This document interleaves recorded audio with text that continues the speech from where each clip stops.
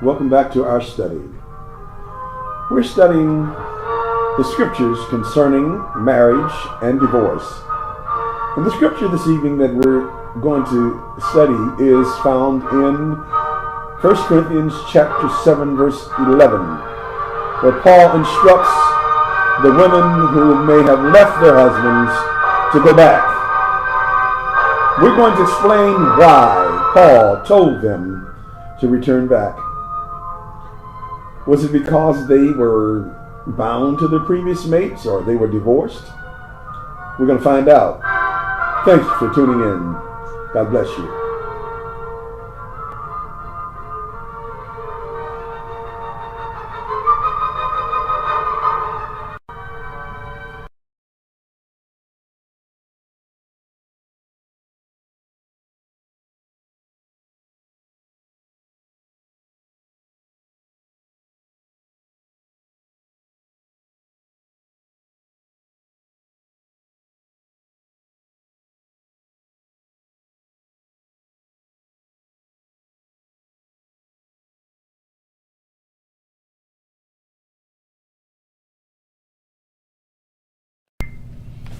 Welcome back to our class again on the divine marriage relationship, but we're taking time on our lesson here today to discuss the divorces, and what does the Bible say about divorcing in the Bible, in the Old Testament and in the New Testament.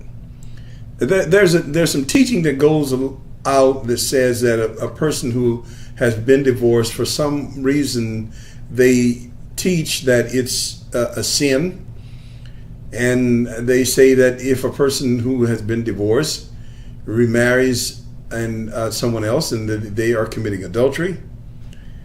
And so to help to deal with that, to help answer those questions, I think that there's been some scriptures that have been misinterpreted it.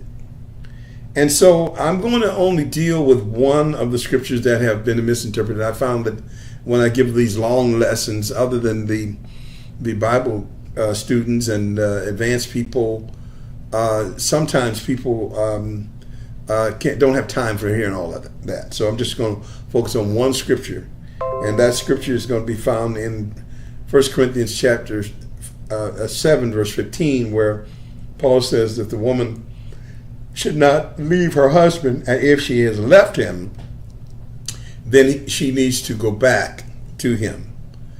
And it is a lot of times it is the way we interpret scriptures. Many people can take that scripture interpreted to mean that any woman who has ever been married to a man or who has divorced, all the whole women all over the whole world and all of history, needs to leave their current husbands that they're married to, their new mates, and just go back to their old husbands, even though he's married to somebody else by now, or he has already shown that he didn't want her and he has abused her, and maybe she is scarred up from the abuse, and maybe she's so frightened that she couldn't possibly go back, even spend a day with him in a house because of the horrors of what went on.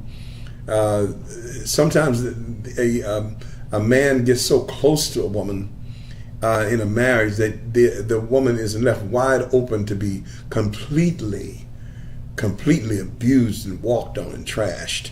Same thing for a man. A man can get walked on and trashed by a woman, and she can have. I know a preacher who had a wife who was committing fornication with almost every other man she met, and it was just horrible. And he couldn't really say much about it, but because it ended up in a divorce, he's blamed all over the church world for being a divorcee. He's a terrible man. He's a terrible man. He couldn't keep his wife.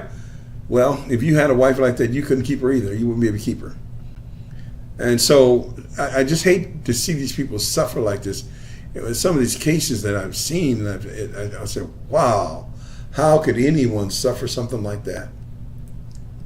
So in this scripture, it says that the woman, if she is she should go back to her husband if she's departed. in this scripture, Paul is addressing the church because in this context, there were in Rome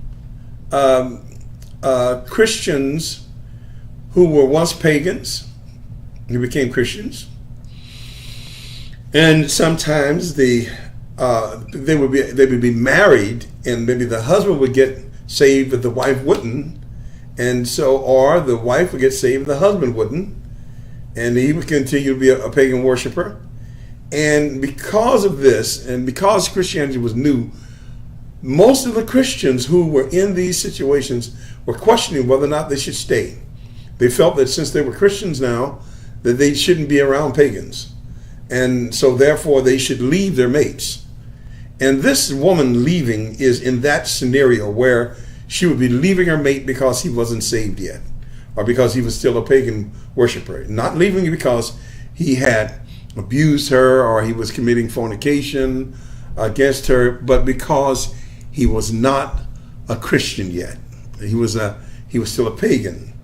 And so is basically leaving because of the difference of religion. The difference of religion, the one was a pagan worshiper and the other one was a saint. So the saint was leaving the husbands. And Paul was trying to tell them, no, ladies, don't leave your husbands. Don't leave your husband. If you left your husband, this is a case where probably was not a divorce, but she had actually walked out. He said, if you left him, return back to him. Because Paul didn't want to start that all over the church where all the women say, well, I've got an unsaved husband, so I'm leaving him today. I'm going. And that's why Paul presents this argument when he says, and for the wife sanctifies the husband. And she don't make him sanctify as far as getting him saved, getting him filled with the Holy Ghost, speaking in tongues or whatever.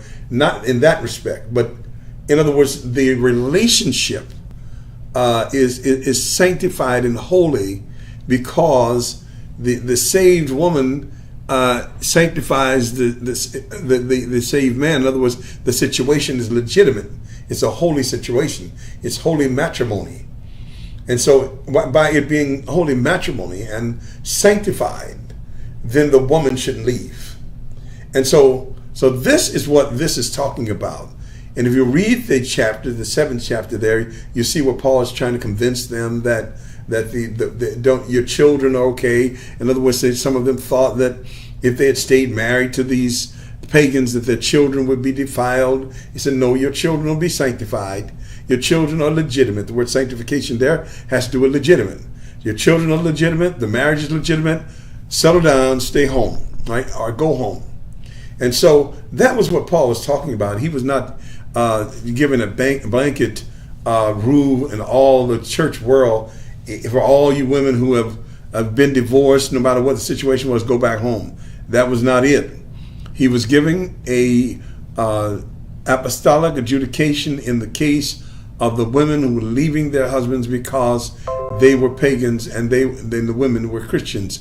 And so Paul said, no, you can't do that. We have to work with them. Don't let people start leaving just simply based upon the fact that they were pagan, you were Christian. The Lord can sanctify that marriage and bless that marriage.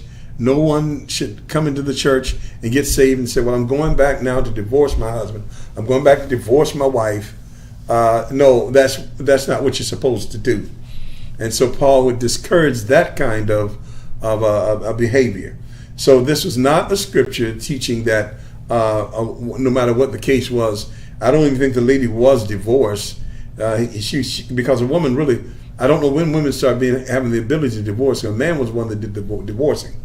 The woman can walk away, she can leave, she can depart, but I think the divorcing was something that was done by a man. So she wasn't divorced in the States. It doesn't seem like. So this is not even, you can't even take this and say, well, this is a divorce situation. It's not a divorce situation. It's a departure situation where Paul tells the ladies, go back home. Go back home. You can't leave him because he's not a Christian. You can't leave him. It can work out. So if they give you this scripture, those of you who have been divorced and now you're remarried, and they use this scripture on you, I'm just trying to tell you, as the apologist, that this was dealing with that context there where the women were leaving their husbands because they were Christians now. And Paul was telling them, go back home. All right? God bless you, and thank you for joining in. And may the Lord richly bless you, and we'll see you next time. God bless you. Have a blessed day. Thank you for joining us for this lesson on the doctrine of divorce. In this lesson, we studied and showed that the woman leaving in 1 Corinthians 7 and 11 was a woman who had left but was not yet divorced. She left based upon the fact that her husband was now a pagan, and she as once was a pagan herself, but since she found Christ, she felt that paganism was detestable. And so these women who were leaving their husbands based upon that, Paul tells them to return back. And this is not applicable to all cases of divorces. This is a case, a special case in the context where the women were leaving their husbands because they were not saved. And Paul was saying, we can't do that in the church. God bless you, and thank you for joining us, and join us again on the Divine Marriage Relationship and our study on marriage and divorce.